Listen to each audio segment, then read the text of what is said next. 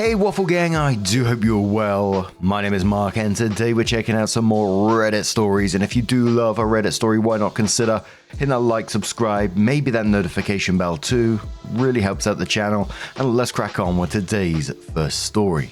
Much love guys. Now, today's first story comes from Don't Wanna Meet Him, and it says, I, 37 male, with my ex, 32 female, together 5, broken up 10. I don't want to meet her boyfriend, but I want us to remain friends. She's gotten my fiance, 33 female, of 7 years upset at me too. My girlfriend Kelly and I broke up extremely amicably. She admitted she didn't feel any romantic attraction to me anymore. Wanted to focus on school, but I was her best friend. I felt the same exact way. We were best friends even after. She introduced me to her best friend, Amanda, who I've been with since we met. We did everything together. Kelly had never really been interested in guys because of her schoolwork, but she graduated, got a job, made great career advancements, and now she's looking to settle down, and she got a boyfriend. They've been together about 6 months and are discussing marriage. She invited us to Friday night game night this week. We all get together and she told Amanda he would be there, and he'd probably be moving in when his lease ends, which makes me not want to go over anymore. So, I told Kelly I didn't want to go if he is, and she got extremely hurt. Told me it wasn't fair because she thought we were friends and hasn't spoken to me, but has also asked Amanda to refrain from texting her until she's ready, because she needs some space to process and she's under stress at work. Game night is still going. Kelly invited the rest of our group as normal. Amanda is barely speaking to me and called me a hypocrite and will go without me if she's asked. Kelly chose to be my friend, and she was already Amanda's. I don't see why I have to choose to be friends with someone else just to be friends with Kelly. My fiance said that he's been around 6 months and they're talking of marriage, and if I wanted to stay her friend, it'd mean sometime interacting. Kelly doesn't do anything lightly, so this is very serious. But I don't really care to meet him. But Kelly is still one of my closest friends. She'd be there at 3 a.m. if there was an emergency. Now, I'll just have to be straight up blunt here and say that you are being unreasonable in this situation.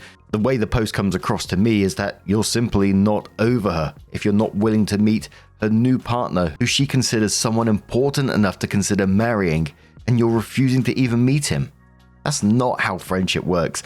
And as Amanda pointed out, it is pretty hypocritical. If you genuinely value her friendship, you'd make an effort to meet him, someone who's going to be a huge part of her life, there for the foreseeable future. And if you want that friendship to last, at some point you will have to meet this other guy. But Stop Hitting Thyself says, wow dude, you've been with your fiance 7 years but you're still not over your ex. That's extremely insulting to fiance, and I'm surprised she's not more angry. I'm guessing the only reason the friendship has lasted this long is because Kelly was single. It's a shame the ex didn't get a boyfriend sooner, so your girlfriend could have seen that your intentions towards Kelly aren't as platonic as they should be. As for advice, stop thinking you're entitled to Kelly in any way. Get over her and your own selfish desires. Opie says, I am over Kelly. I just don't really care about him from what I've heard of him. Another commenter comes in and quotes saying, she got my fiance of 7 years upset at me too, and then says, no. You have upset your fiance of 7 years, because apparently you don't understand that by not wanting to meet your friend Kelly's fiance, you're basically declaring that you still have feelings for Kelly. And quotes saying, but I don't care to meet him, but Kelly is still one of my closest friends. She'd be there at 3 a.m. if there was an emergency. And then says, sounds to me like you want Kelly all to yourself, a backup so to speak, when Amanda can't scratch whatever itch you have. You broke up with Kelly. You don't get a say in her life anymore. Nobody is asking you to be super besties with this guy, but at the very least, act cordial. If I were you, I would apologize to your fiance and seriously examine why you feel that you can't accept Kelly having a serious boyfriend. Opie says there were no feelings left. I just don't want some arsehole interfering in the cool stuff we all do together. Oof. A commenter says to OP, I agree with others that it feels weird you won't even meet Kelly's boyfriend. I agree with you that you shouldn't have to be friends with someone else to be friends with her, but you literally won't even go over to her house if her boyfriend is there. Meeting the dude doesn't mean you have to be BFFs. Do you still have feelings for Kelly or something? Did you ever have a chance to actually get over her? It sounds like y'all went right from dating to being BFFs. which didn't allow any time alone to work through feelings. Opie says there were no feelings left. I still don't have any. I just don't want some dickbag mucking up our social time. So, a couple of months after that post, Opie came in with an update and said, I got rightfully torn apart in my last thread. I was being stupid about it, and it actually cost me everything.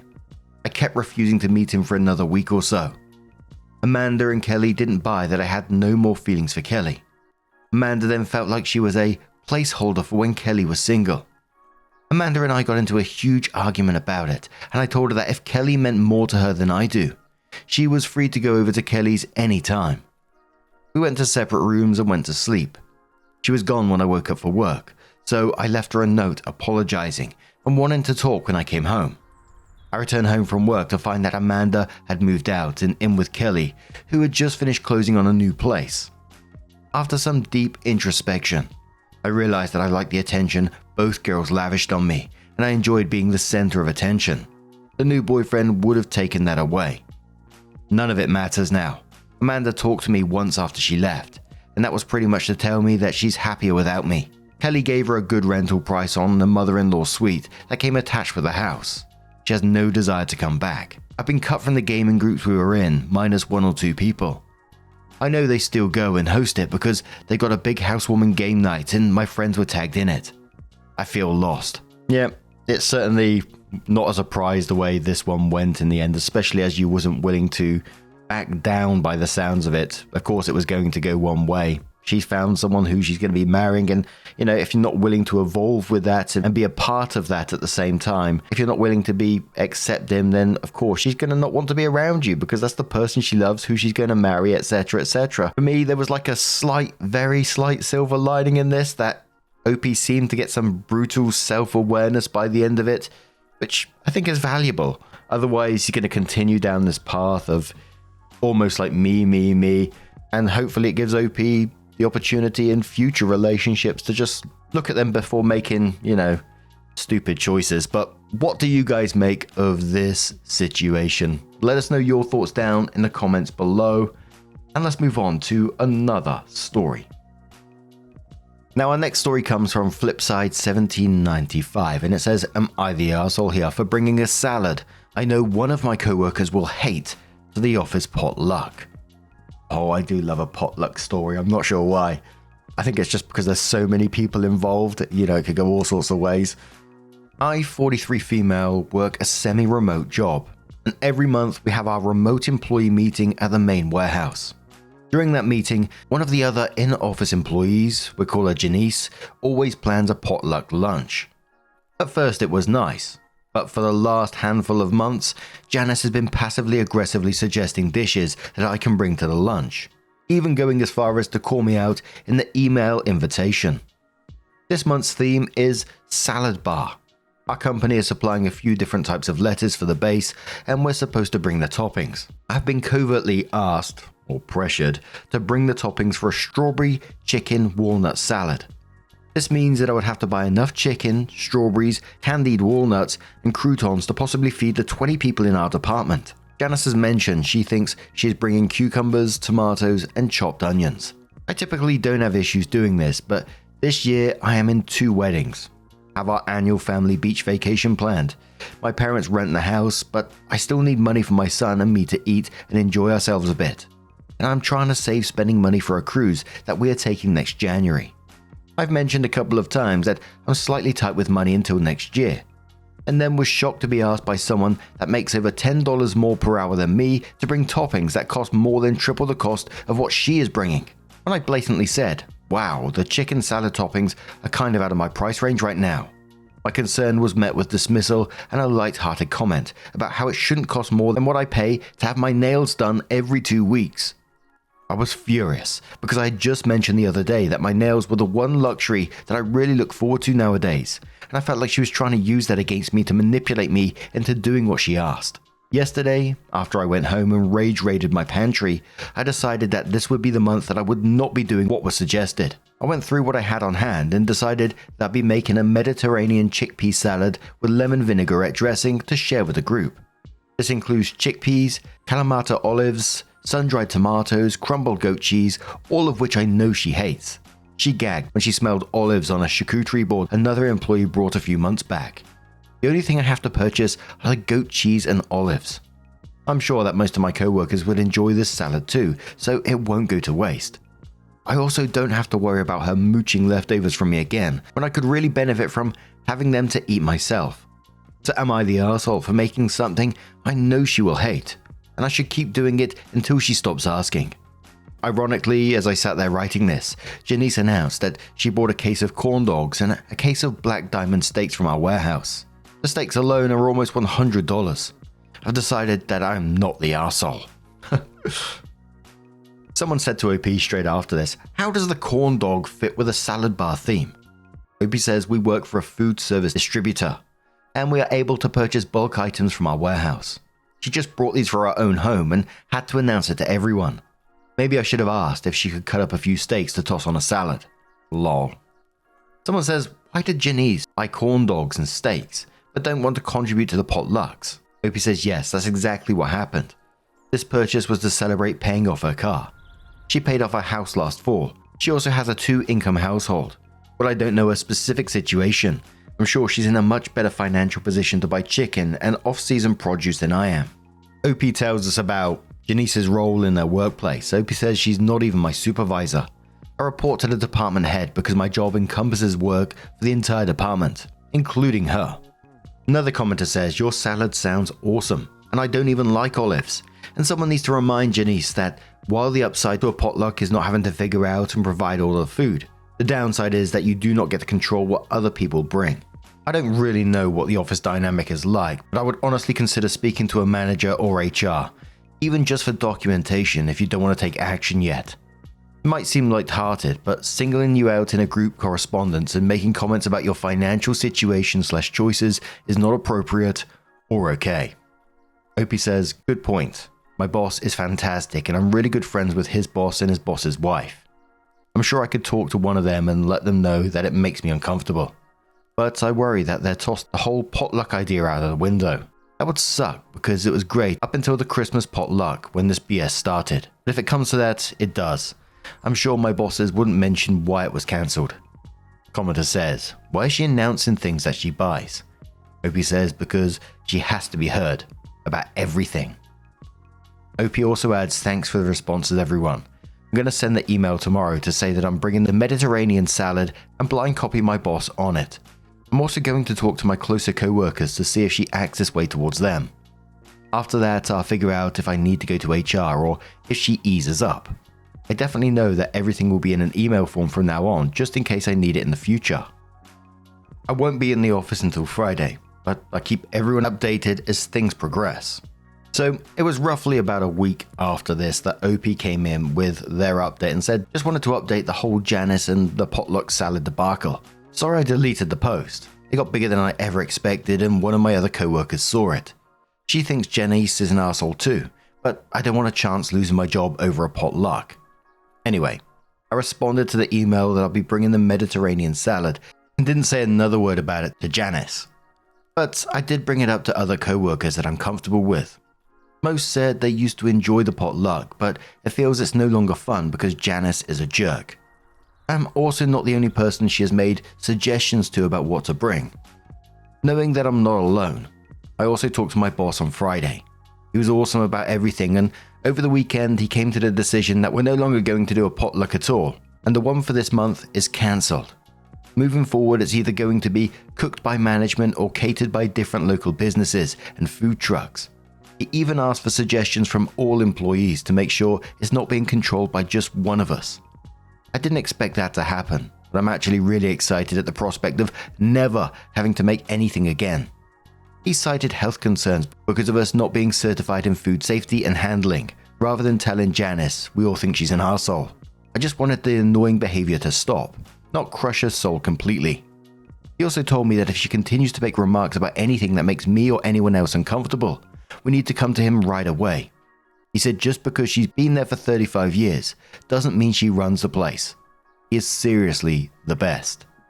Janice has been grumbling all day about the changes, but the response from everyone else was positive. The way I see it is that she did it to herself by being pushy, a control freak fun sucker. So thank you everyone for your responses. It helped me get over my aversion to workplace conflict, and I feel like this is possibly the best outcome for everyone. Well, everyone except Janice. In the comments, someone said, "I'm glad your boss is finally in the loop and Janice is put in her place. Food trucks and catering should have been the way all along. Thanks for the update." Opie says the potluck was fun at first, but she sucked all the fun out of it. Regardless, I'm super stoked at the options we have now. There are some really good food trucks around here.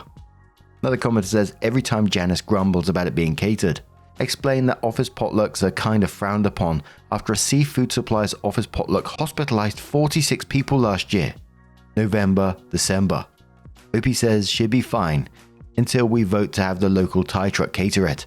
I can't wait to see the look on her face when she's given the option between chicken or tofu in her pad thai. And I'm glad that OP was able to get that sorted. As soon as I saw like potluck in a work environment, I thought, oh, this is going to be messy. But what do you guys make of this situation? Do you do potlucks at your workplace? Let us know your thoughts down in the comments below. And let's move on to another story. Now, our next story comes from the Am I the Arsehole subreddit. No update as yet from DuckyDoo102 and says, "Am I the arsehole for telling our mums that they can't join our vacation? My fiance and I are getting married in August. We're in the thick of wedding planning and are stressed as fuck. He travels for work and has acquired 3 free nights at any Hilton property. We booked the Waldorf Astoria in Cabo because he is a diamond member. We were upgraded to a massive 2-bedroom villa, over 2,500 square foot. All for free. My dad is an FA, and we get very cheap flights there. Basically, the entire vacation will cost us only about $500. Anyway, both of our mums have asked to join. They are 60 and 70, one divorced, one widowed. We are very close with both of them and like each other's mums well enough. But all they do is talk about wedding planning, and them joining would obviously change the dynamic of the trip. We want to be able to have sex, swim naked, do whatever we want, and it'd be different with our mums there. Anyway, I know I shouldn't feel bad, but I do. I feel like we're getting this opportunity of a lifetime that they've never had, and that we owe it to them to allow them to join. I also think that having them there could be fun, in a different way. They'd have their own bedroom and could do their own thing. But my fiance really doesn't want them joining and doesn't want to hear about wedding stuff all vacation. Our mums have brought up a few times how they are jealous and we're so lucky and they wish they could join, and we sort of just laugh it off. But I feel so guilty, clearly since I'm asking here. Very curious to hear others' thoughts. Are my fiance and I arseholes for saying no? Opie adds a mini update and says, this is not our honeymoon. We're going to Cabo this week. It's just a random vacation to use up free Hilton nights that will be expiring soon. We will still have a proper honeymoon after our wedding. Artsy but washed says, you're not the arsehole, but whatever you decide, I'm sure you will have a memorable time. Not to be dark here, just realistic. Your mums are getting older, and you do have a honeymoon coming. You sound like you're on the fence about it and really don't think having them along would ruin your trip. Your future husband may feel differently. Would either of you have any regrets looking back turning them down after they passed away? It could be a great opportunity to do something really meaningful for your mothers if you choose, and will provide you with priceless memories. Opie says, those are the thoughts I'm having. I'm lucky to have had countless wonderful vacations growing up with my mum and family.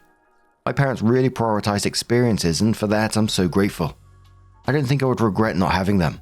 I think because it's Mexico, they've both been, and only 3 days that it's not that monumental. I think if it was something very exotic and truly once in a lifetime, it would be different. My mum is not lacking in the vacation department. She's going to Nepal in a few weeks. She went to Norway last summer for several weeks. She's always traveling and making memories with friends and family. I got to go to New Zealand with just her alone for 2 weeks a few years ago, and we both cherished that trip so much. So in the grand scheme of life, I don't think this is the trip where I say, damn, I really wish we had our mums there. But I 100% understand your perspective, and my mind always goes to that dark place too. MC Susie says you are not the arsehole for saying no. But how did your mothers come to know about this trip? How did they come to know that you'd have a large accommodation? You have to learn to keep your business to yourselves. Opie says because we're very close with them.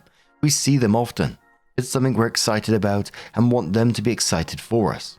I guess I have a hard time keeping my mouth shut, but I also don't want to. I want to be able to share things I'm excited about. Commenter says, it is not weird for your mother to know you're going on vacation. Don't let these people make you think it is. Fresh Caramel says, and say this, we appreciate that you want to come, but this trip is for the two of us to disconnect from daily life and reconnect as a couple. We really need this time to ourselves. I know you can understand. And in the future, be really careful about sharing vacation info. My father-in-law has done this, tried to invite himself along on trips. As such, we're pretty tight-lipped about our plans until they get really close. Luckily, father-in-law is relatively busy, so if we were to find out a week or so ahead we're going somewhere, he wouldn't go anyhow. I always find it mad that people will invite themselves on clearly like couples trips like this. We've seen it time and time again, and I always think the absolute audacity of it. But what do you guys make of this situation? Perhaps you found yourself in a similar one in the past. Has someone invited themselves on one of your trips? Let us know your thoughts down in the comments below. Now, just a huge thank you for being here today, getting involved in the stories, your love, your support, your time. It always means the absolute world to me. So thank you so much, and hopefully I'll see you in the next one. Take care and much love. Wake up, get up, stretch my legs, eat some breakfast, milk and eggs, brush my teeth up, wash my face, throw my clothes on, start my day. Wake up, I can smell the smoke from the bacon. Let's go, see the sun shining from the windows.